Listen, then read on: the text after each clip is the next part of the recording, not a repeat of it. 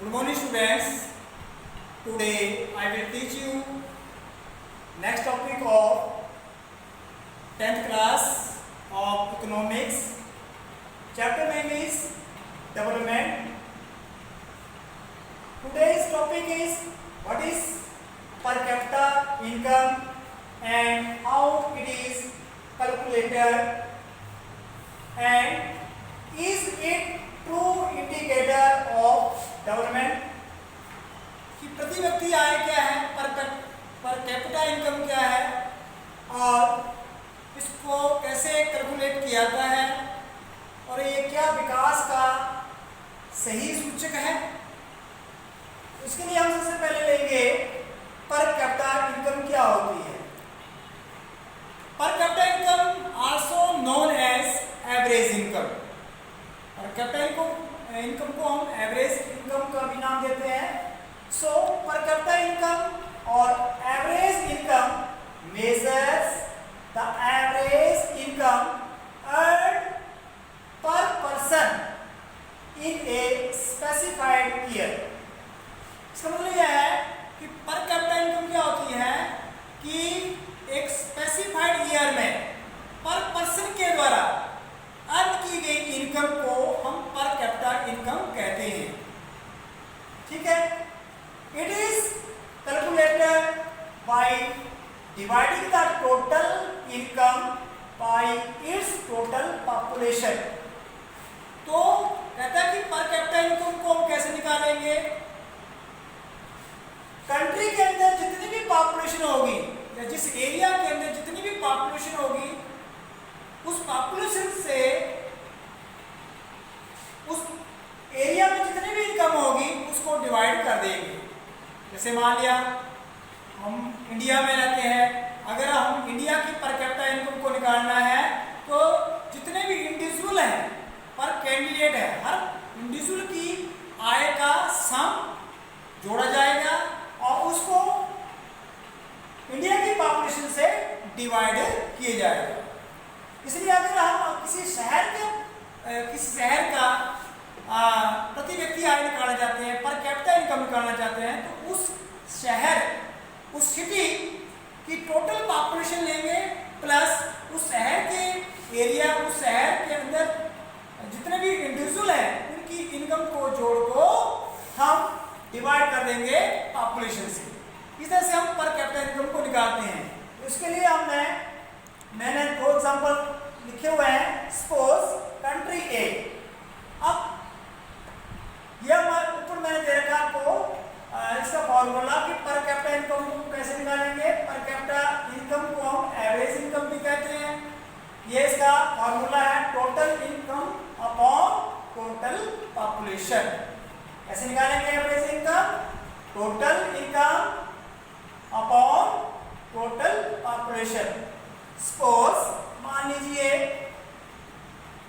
Country ए में कुल population 5 है, केवल 5 ही वहां पर व्यक्ति हैं और हर पर्सन की इनकम जो वो 125, 125, 125, 125, 125, तो पांचों पर्सन की कितनी इनकम है?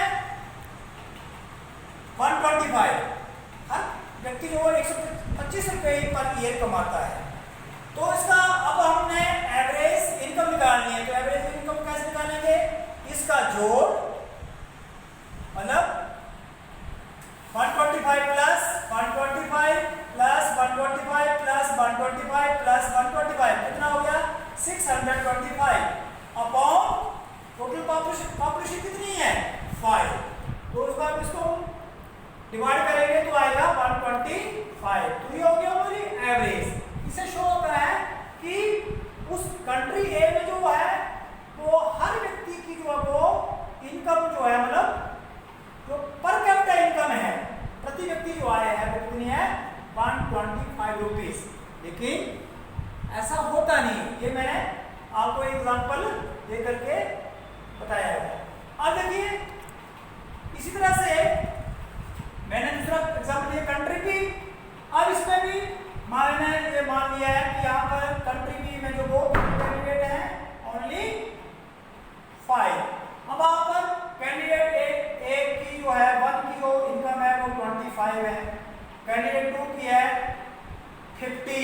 कैंडिडेट 3 की है 75, कैंडिडेट 4 की है 100, कैंडिडेट 5 की है 125।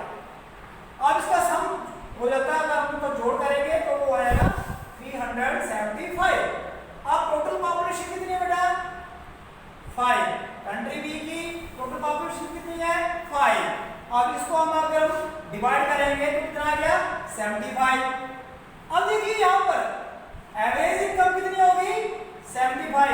मतलब जो पर कैपिटा इनकम हर कैंडिडेट की उस कंट्री बी में कितनी होगी? 75। लेकिन आप यहाँ दिख रहे हैं यहाँ पर तो और कुछ है, मतलब ये तो साबित कर रहा है कि हर कैंडिडेट की इनकम जो कंट्री बी में कितनी है? 75। लेकिन यहाँ पर तुम्हारा अलग अलग जो आ रहा है, सेपरेट आ रहा है ना, तो हम ये एवरेज इनकम को मान करके चलते हैं। अब इसमें तो ये माना जाएगा कि सबसे अमीर व्यक्ति की भी इनकम 75 है और सबसे गरीब व्यक्ति की भी इनकम 75 है। जैसे हमारे भारत के अंदर मुकेश अंबानी है तो उसमें हम ये मानेंगे कि उनकी इनकम भी 75 है, लेकिन एक्चुअली ऐसा नहीं है। तो इसलिए कहता है यहाँ पर मेरा जो दूसरा टॉपिक यहाँ पर ये दिया जा रखा था कि is it true indicator of development, या पर कैपिटा इनकम जो है वो विकास का सही सूचक है, इंडिकेटर है? नहीं, इसका मैंने क्या देखो, limitation of average income, it is not true indicator of development. ये जो वो ट्रू इंडिकेटर डेवलपमेंट का नहीं है, पर कैपिटा इनकम के ऊपर ही डेवलपमेंट निर्भर नहीं करता है, हम ये नहीं मान सकते। अब ये एवरेज इनकम की क्या है लिमिटेशंस? देखिए, average income is useful to comparison. Average income जो वो हम ये जो है वो यूजफुल होती है कंपैरिजन करने के लिए यूजफुल होती है। जैसे हमने कंट्री ए और कंट्री बी में हमने कंपैरिजन किया, कंट्री ए में हमने देखा कि एवरेज इनकम कितनी थी 125, अब कंट्री बी में हमने देखी एवरेज इनकम जो है वो कितना है 75। इसका मतलब यह है कि कंट्री जो ए है वो कंट्री बी से ज्यादा डेवलप है, विकसित है। कंट्री ए में भी 5 कैंडिडेट्स है और कंट्री बी में भी 5 कैंडिडेट्स है, ठीक है, मतलब पॉपुलेशन बराबर है, ठीक है। लेकिन कंट्री ए में अगर हम सब टोटल करते हैं तो उसमें जो एवरेज इनकम आती है वो 125 रुपीज आती है, और कंट्री बी में एवरेज इनकम कितनी आती है 75। तो इसलिए एवरेज इनकम जो है वो average income is useful to comparison but they hide disparities, असमानताओं को छुपाती है। असमानता क्या आ गई, क्या यहाँ पर असमानता है? अब कंपैरिजन तो हो गया, असमानता ये छुपा रही है कि देखिए यहाँ पर बताया जा रहा है कि हर कैंडिडेट की जो पर कैपिटा इनकम है 75 है, तो क्या यहाँ पर देखिए 75 है। अगर आप इनकम को देखो, फर्स्ट की 25, सेकंड की 50, यहाँ पर सारा की औसत इनकम जो वो हर कैंडिडेट की कितनी है 75, यह समानता है, ठीक है। तो इट हाइड्स दी डिस्पैरिटी, यह समानताओं को छुपाती है। It does not show the ground reality, ground reality को भी छिपाती है, शो नहीं करती है, ठीक है। ग्राउंड रियलिटी सामने ये भी सेम एज इट इज। ये ग्राउंड रियलिटी में क्या है, कंट्री बी में जो इनकम है 25 है ए कैंडिडेट की, सेकंड कैंडिडेट 50 है, थर्ड की 75 है, फोर्थ की 100 है, फिफ्थ की 125 है, लेकिन एवरेज इनकम कितनी दिखाई जा रही है 75। So it does not show the ground reality. आगे देखिए, it does not tell how this income is distributed, और ये एवरेज इनकम ये भी बताती है कि इस इनकम को किस तरह से डिस्ट्रीब्यूट किया गया है। Number 4th point, per capita income might not be the income of every individual in the state. तो per capita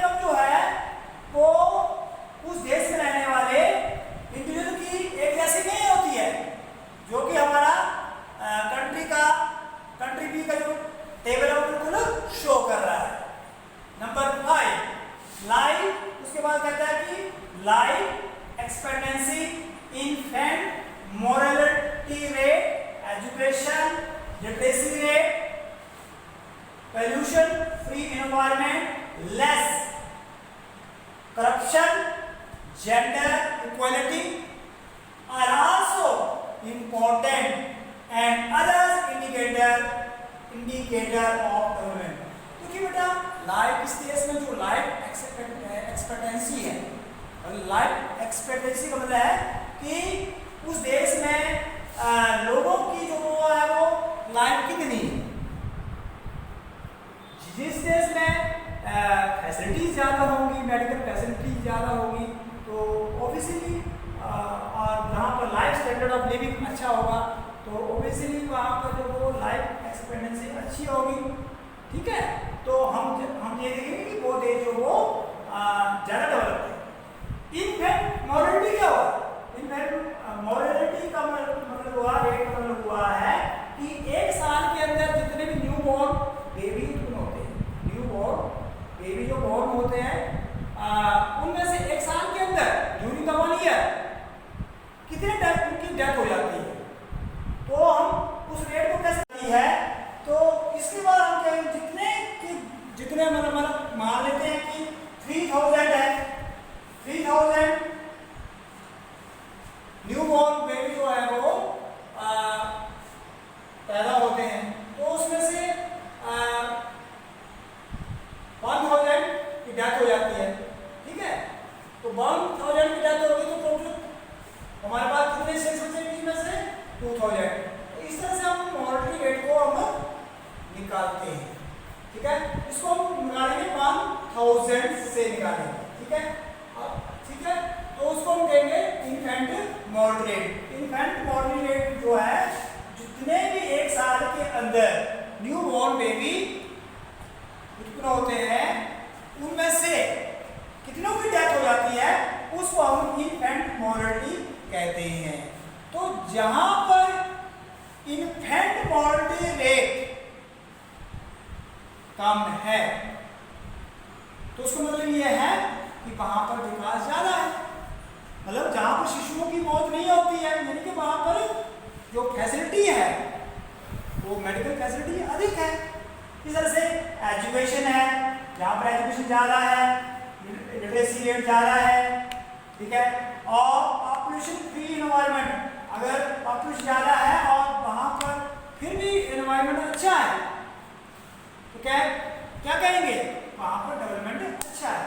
less corruption, corruption तो होना चाहिए किसी कंट्री के अंदर, तो करप्शन जो मेजर पॉइंट होता है किसी भी देश में डेवलपमेंट के लिए, मतलब करप्शन नहीं होना चाहिए, it should not be done in any country, किसी भी देश के अंदर जो करप्शन नहीं होना चाहिए। जेंडर इक्वालिटी होनी चाहिए, मेल और फीमेल के अंदर कोई भी फर्क नहीं होना चाहिए। ठीक है, दीज आर ऑल जो है वो ये सारे जो फैक्ट्स है, ये सारे जो पॉइंट्स है वो डेवलपमेंट के एक इंडिकेटर है। इस तरह से आगे मैंने लिया है बेटा कि जो हम पर कैपिटा इनकम पढ़ रहे हैं, तो पर कैपिटा इनकम के साथ की पर कैपिटा इनकम की रिपोर्ट कौन प्रकाशित करता है, कौन पब्लिश करता है? World bank. World bank report के अनुसार मैंने यहां पर 2016 का डिजिट लिया हुआ है, साल लिया हुआ है। तो 2016 के अनुसार रिच कंट्री में कौन आते हैं जिनकी पर कैपिटा इनकम ये मैंने कहा PCI, तो जिनकी पर कैपिटा इनकम जो है वो 12,336 पर एनम या इससे ज्यादा US डॉलर है। जिस कंट्री की इनकम जो है वो 12,336 पर एनम और इससे अधिक US डॉलर है, वो कंट्री जो वो रिचेस्ट कंट्री मानी जाएगी। और लोएस्ट कंट्री कौन मानी जाएगी, मतलब जो गरीब देश है वो कौन माना जाएगा? जिसकी जो पर कैपिटा इनकम जो है वो 1,500 rupees per annum US dollar है या इससे कम है। अब इसमें देखिए इंडिया जो वो किस स्थिति में आता है। India comes in low middle income, countries.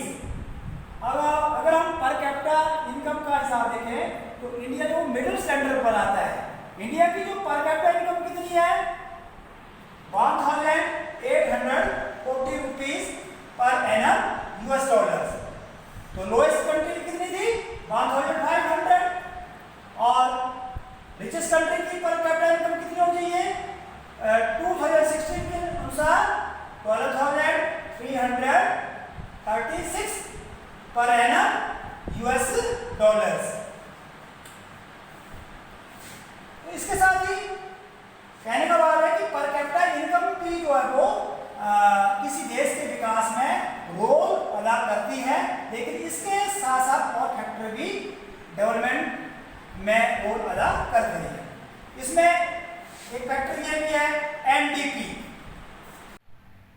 NDP की फुल फॉर्म है नेट डोमेस्टिक प्रोडक्ट, शुद्ध घरेलू उत्पाद, ग्रॉस डोमेस्टिक प्रोडक्ट। तो जीडीपी का फुल फॉर्म क्या होगा? ग्रॉस डोमेस्टिक प्रोडक्ट, मतलब यह है सकल घरेलू उत्पाद। तो इसमें जो वो हम जितनी भी इनकम जो है वो हम ड्यूरिंग द 1 ईयर अपनी कंट्री के अंदर या किसी कंट्री के अंदर जो जितना भी ग्रॉस डोमेस्टिक प्रोडक्ट पैदा होता है, जो भी टोटल इनकम होती है उसको इसमें हम लेते हैं। लेकिन इसमें हम एक्सपोर्ट जो है, एक्सपोर्ट से जो हमें इनकम कमाई होती है, अर्न की होती है, उसको हम इसमें से निकाल देते हैं। इसमें एक्सपोर्ट और इंपोर्ट को निकाल देते हैं, ठीक है। तो इसको हम कहेंगे ग्रॉस डोमेस्टिक प्रोडक्ट। इसी तरह से किसी देश की डेवलपमेंट किसके ऊपर निर्भर करती है? Depend upon infrastructure. इसमें हमारा आता है बिल्डिंग्स, ट्रांसपोर्ट, पावर सप्लाईज। जितने हमारे पास इंफ्रास्ट्रक्चर होगा, जैसे एयरपोर्ट्स होंगे, रेलवे होगा, बिल्डिंग्स होंगी, ट्रांसपोर्ट होगा, पावर सप्लाईज होगी, जितनी ज़्यादा हमारे पास होगी उतना ज़्यादा हमारा जो वो डेवलपमेंट होगा। तो ये था हमारा आज का टॉपिक, जिसमें मैंने आपको बताया कि पर कैपिटा इनकम क्या होती है और इसको कैसे हम निकालते हैं, और पर कैपिटा इनकम या एवरेज इनकम की क्या लिमिटेशंस होती हैं, और साथ में ये बताया कि पर कैपिटा इनकम के साथ साथ जो वो और कौन कौन से फैक्टर जो वो नेशनल डेवलपमेंट के लिए होते हैं। ये था मेरा आज का topic. Thank you very much.